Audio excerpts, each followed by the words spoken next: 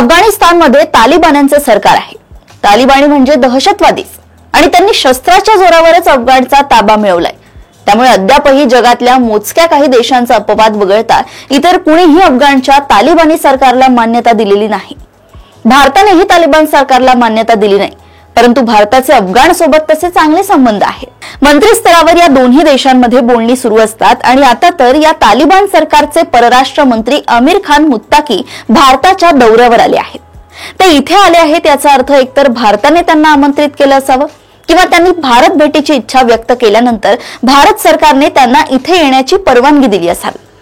तसेही अलीकडील काळात भारत आणि अफगाणचे संबंध अधिकच सुधारल्याचं दिसतंय। अफगाण हा भूराजकीय दृष्ट्या अतिशय महत्त्वाचा देश आहे, त्यामुळे चीनची नजर देखील अफगाणवरच आहे। चीनने अफगाणमध्ये मोठ्या प्रमाणात पायाभूत सुविधांचे प्रकल्प उभारण्यास सुरुवात केली आहे। चीनच्या अफगाणमधील या घुसखोरीनंतर भारताला शांत बसणे शक्य नव्हते। भारतानेही अफगाणला अनेक प्रकारे मदत पुरवण्यास सुरू केली आहेच, शिवाय राजकीय स्तरावरही अफगाणसोबतचा संवाद वाढवला आहे।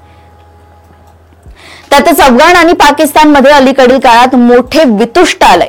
पाकिस्तानने त्यांच्या देशातील अफगाणी नागरिकांना देश सोडण्यास भाग पाडल्यानंतर या दोन्ही देशांमधील तणाव चांगलाच वाढलाय। अशा परिस्थितीत पाकवर वचक निर्माण करण्यासाठी भारताने अफगाणसोबत जुळवून घेणे क्रमप्राप्त होते। अलीकडचे अमेरिकेने अफगाणमधील बगराम एअरबेसवर दावा ठोकलाय। अफगाण हा एअरबेस अमेरिकेला देण्यास तयार नाही आणि अफगाणच्या या भूमिकेला भारताने पाठिंबा दिलाय। याचा अर्थ सध्या तरी भारत अफगाणला आपल्या गोटात ओढण्याचा प्रयत्न करतोय असाच होतो आणि ते स्वाभाविकही आहे। अफगाणसारखा देश भारताचा मित्र देश झाला तर भारताला एकाच वेळी चीन आणि पॅलेस्टाईनवर दबाव वाढवता येईल।